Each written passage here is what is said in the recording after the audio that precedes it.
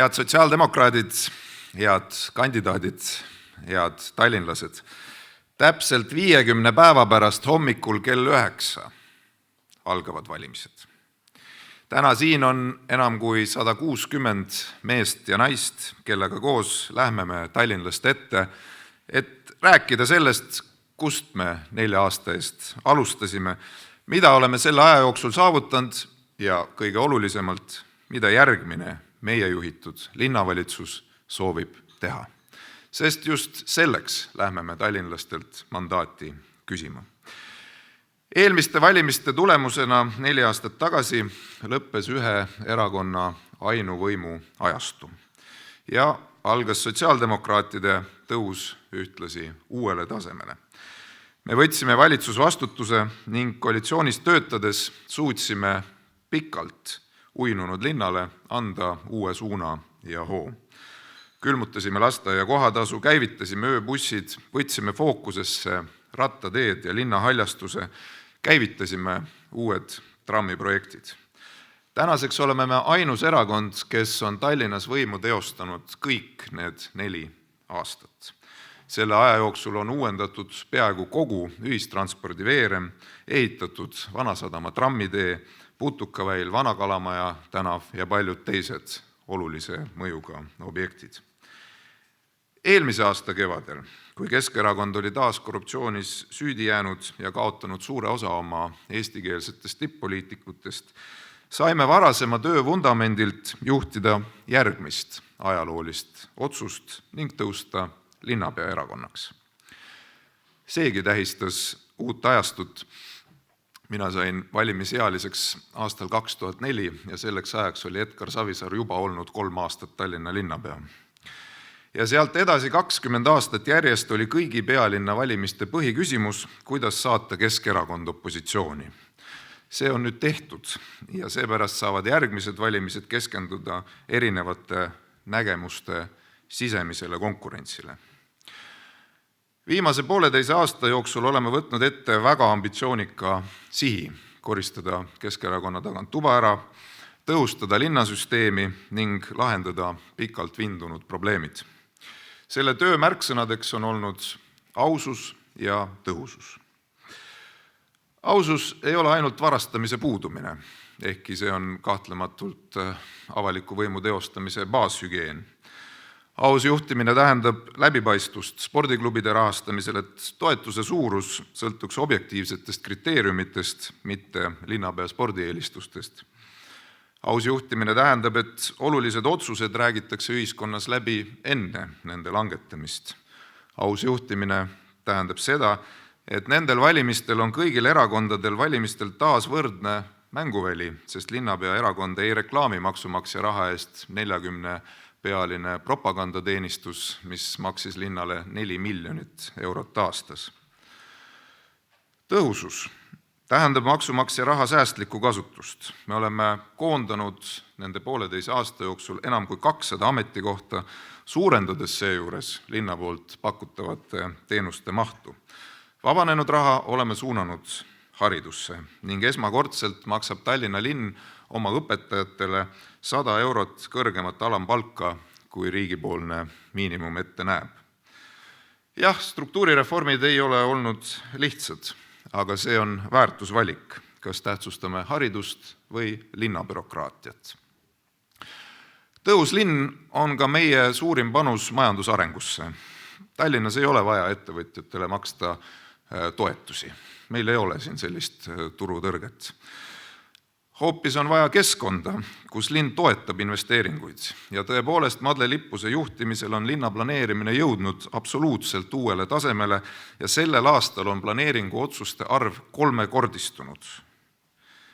Just see võimaldab erasektoril rajada kiiremini uusi kodusid, uusi töökohti, mis väljendub nii kinnisvara hinnas kui ka majanduskasvus. Tõhus linn on strateegiliselt juhitud linn. Aastate jooksul oli Tallinnas tekkinud juhtimiskultuur, kus linnavalitsus kulutas enamuse oma ajast üksikküsimuste lahendamisele ning suure pildi vaade puudus. Kõige valusam on selle mõju olnud haridusvõrgu planeerimisel. No mööname, et kui mõni probleem või mõni kriis võib tõepoolest tulla ootamatult, siis ei pea olema väga tark, et saada aru, et täna sündiv laps vajab 7 aasta pärast koolikohta. Küll aga vähem kui 10 aastaga lisandus pealinna põhikoolidesse enam kui 7000 uut õpilast, aga ei rajatud mitte ühtegi uut kooli. Selle asemel paisutati olemasolevaid, päris paljud meie koolide hoovid on selle aja jooksul täitunud moodulitega ja meie õpetajad on pidanud töötama klassides, kus seaduses ette nähtud piirnorm 24 õpilast klassis on pigem erand. Ja just nimelt ebaadekvaatse haridusjuhtimise tõttu olid ju pealinna õpetajad eelmise aasta streigi ajal kõige häälekamad, sest nende koolipidaja ehk Tallinna linn on sundinud nad töötama ülerahvastatud koolides oma võimete piiril. Nüüd oleme jõudnud adekvaatse planeerimiseni. Meil on loodud andmepõhine mudel, mis ütleb, missugune on ühes või teises piirkonnas kooli- ja lasteaiakohtade vajadus nii täna kui ka tulevikus, ja selle alusel oleme otsustanud rajada 3 uut kooli ja tervelt 8 uut lasteaeda. See võimaldas meil teha ka veel ühe põhimõttelise otsuse. Nädala pärast alustavad Tallinnas uued esimesed klassid ja esmakordselt on 24 õpilast klassis tõepoolest piir, millest üle ei minda. Keskerakondlik koolivõrgu adekvaatne planeerimine on muidugi ainult üks sümptom laiemast juhtimishoiakust. Võib-olla nüüd on juba hakanud ununema, aga tuletame meelde, kuidas aastaid kuulsime Tallinna linnajuhtidelt, kuidas midagi ei saa. No küll teeks, aga kuidagi ei saa. Seadus ei luba, valitsus on väga-väga paha, ei ole linna ülesanne, ei ole piisavat ressurssi, lahendus eeldab aastate pikkust menetlust, ootame riigipoolset ettekirjutust, enne ei hakka üldse liigutama ja nii edasi. See hoiak on mulle alati tundunud naljakas ja hale. Eesti suurim omavalitsus, mis suudab ühistransporti rahastada summas, mis on suurem kui Pärnu linna kogu eelarve, kurdab oma rasket saatust. Ja just sellepärast ütlen mina, saame küll. Tasuta hooldekodukoht Tallinna eakatele tegime ära, liini pikendused teistesse omavalitsustesse, ühtne Harjumaa pilet otsustasime ära, liigume, vanalinna söörahu tagamine, oleme võtnud probleemsed kõrtsid pihtide vahele, Tallinna haiglate ühendamine, otsustatud, üleminek eestikeelsele õppele riigi kirumise asemel oleme võtnud ise vastutuse. Tulemusele orienteeritud linnasüsteem ei teki muidugi üleöö, ent kompetentsete uute spetsialistide lisandumise ja struktuursete reformide tulemusena liigub Tallinn jõudsalt, et ei saa, muutuks meie vastustes erandiks ja asenduks vastusega saab muidugi, teeme ära. Loomulikult ei ole võimalik 1,5 aasta jooksul teha korda kõike, mis aastate jooksul on vabakäigul tiksunud. Just seetõttu on eelseisvad valimised olulise kaaluga, et sõnastada järgmised suured sihid ja saada neile ühiskondlik toetus. Selle visiooni kallal oleme me viimastel kuudel päris tõsiselt vaeva näinud. Seda on muidugi teinud ka teised poliitilised jõud ja täna saame hinnata, mida siis tallinlastele erakondade poolt pakutakse. Reformierakonnast sel korral pikemalt ei oskagi rääkida. Pärast oma ebaõnnestunud suvekambiiti tundub nende valimiskampaania eesmärgiks olevat mitte valija kõnetamine värskete ideede ja kandidaatidega, vaid pigem omaenda erakonna rahustamine. EKRE jaoks on Tallinna poliitika alati olnud võõrsil mängimine, mistõttu on nad otsustanud minna lihtsama vastupanu teed ja aidanud ennast Keskerakonna käevangu. Ei ole ühtegi otsust Tallinna volikogus, kus EKRE ei toetaks Keskerakonda sõnas või ka hääletusel. Mõistagi soovib EKRE saada Kõlvarti juhitud koalitsiooni, sest see on ainus viis saada kas või mõni poliitiline ametikoht. Isamaa isegi ei varja, et Tallinn on nende jaoks pelk vahejaam. Erakond vooderdab Urmas Reinsalule pesa, mille pealt siis Stenbocki lennata. Sarnase aga tagasihoidlikuma ambitsiooniga liiguvad ka parempoolsed, kes on tundub Eesti 200-lt võtnud sellise uudsuse teatepulga üle ja nende sihiks on eduka kohaliku kampaania tulemusena 27. aastaks Riigikokku jõuda. Erinevalt nendest erakondadest ei ole sotsiaaldemokraatide jaoks Tallinn hüppelaud kuskile mujale. Meie töötame Tallinnas ja Tallinna heaks.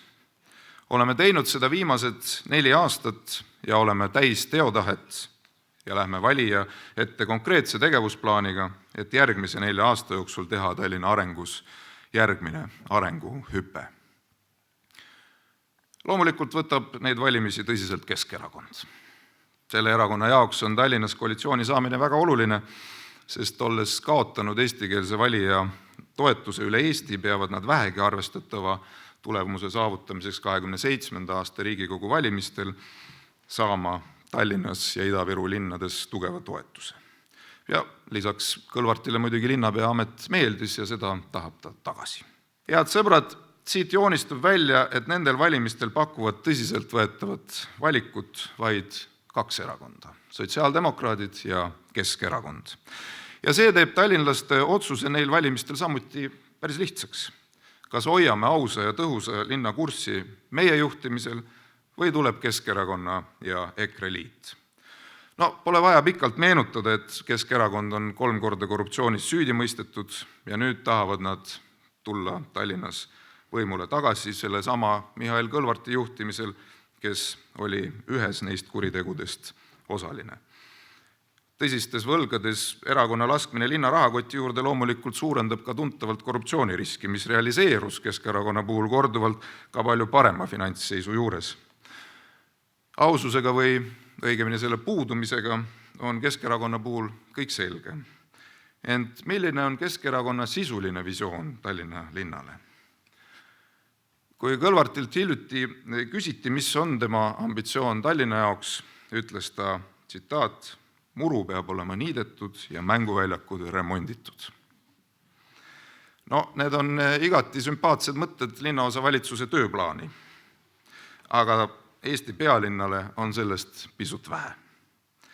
Tõsi, just selliselt tegutses Keskerakond ka linnavalitsuses, tee pigem vähe, et süsteemid hädapärast koos püsiksid, ära suuri reforme ette võta, äkki saab veel keegi pahaseks, niida muru ja reklaami ennast linnameedias. Selline see keskerakondlik keskpärasus ongi. Kui ma kuulsin Kõlvarti visiooni, siis tuli mulle silme ette Minsk. Minskil on rahvusvaheliselt 2 kuulsust. Ta on väga autoritaarne ja nõukogulikus esteetikas perfektselt lühikeseks niidetud muruga. Aga mina arvan, et Tallinna siht ei peaks olema Minsk. Veelgi enam, Tallinn ei saa rahulduda olla ambitsioonis ka lihtsalt Eesti parim omavalitsus, sest pealinnana, kuhu koondub majandus ja inimesed, oleme me seda nii, lihtsalt muruniites. Tallinna ambitsioon peab olema pakkuda igas valdkonnas vähemalt Euroopa pealinnade parimat, aga mõnes valdkonnas ka maailma parimat sooritust. Nii on minu eeskujuks mitte Minsk, vaid Kopenhaagen. Erinevates rahvusvahelistes võrdlustes, mis hindavad linnaruumi kvaliteeti, kodude kättesaadavust, liikuvust, sotsiaalse turvavõrgu sobivust ja rahvusvahelist atraktiivsus, on just see linn üks Euroopa edukamaid.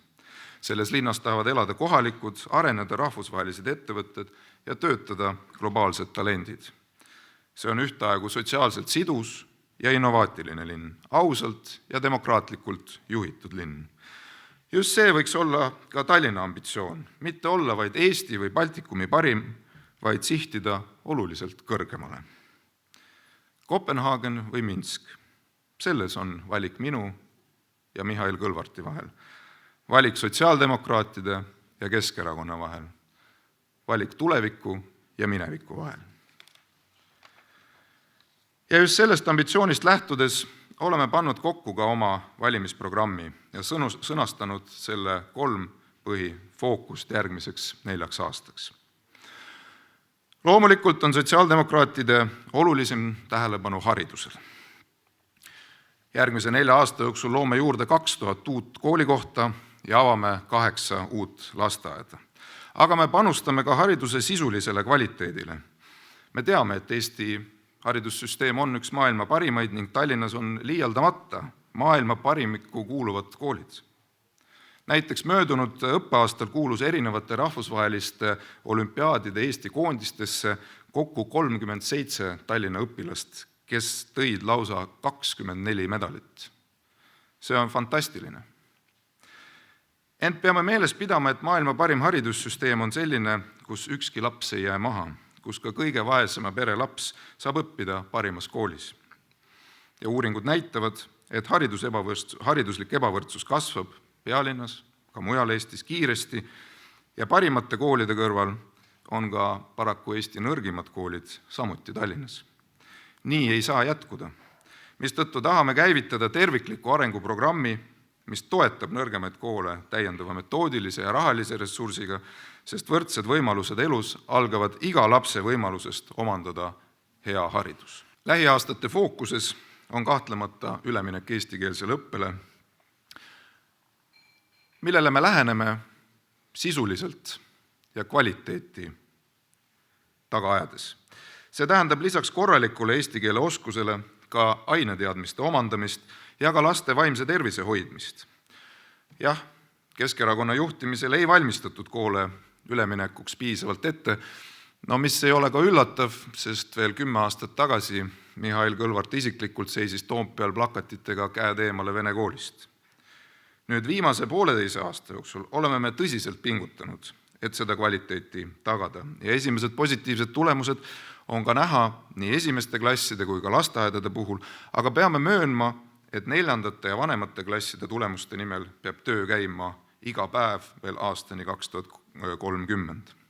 Seepärast, vaatamata siin suvistele muudele sündmustele, tegime tõsist tööd ja käivitame uuest õppeaastast ülelinnalise seire- ja tugiprogrammi üleminekukoolidele, et järgmiseks aastaks oleksid tulemused oluliselt paremad, kui nad selle aasta lõpuks olid.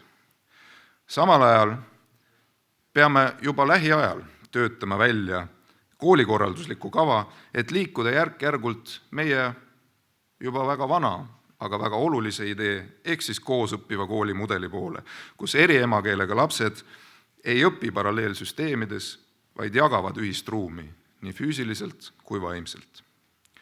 Me suuname teravdatud tähelepanu ka laste ja noorte vaimsele tervisele. Ainult vaimselt terve laps saab keskenduda hariduse omandamisele.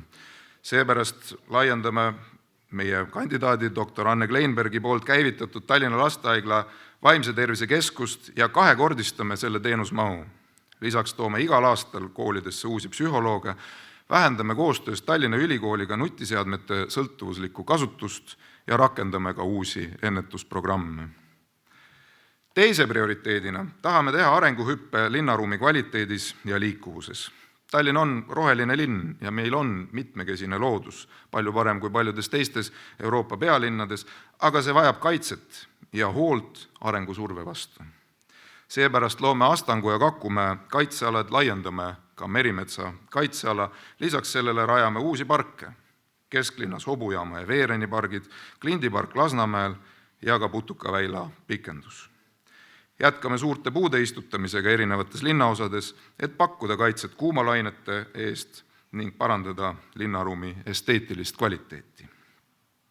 Suurim väljakutse on loomulikult autostumine. Tallinn koos ümberkaudsete valdadega kasvavad kiiresti ning täiendavad autod ei mahu lihtsalt meie teedele ära.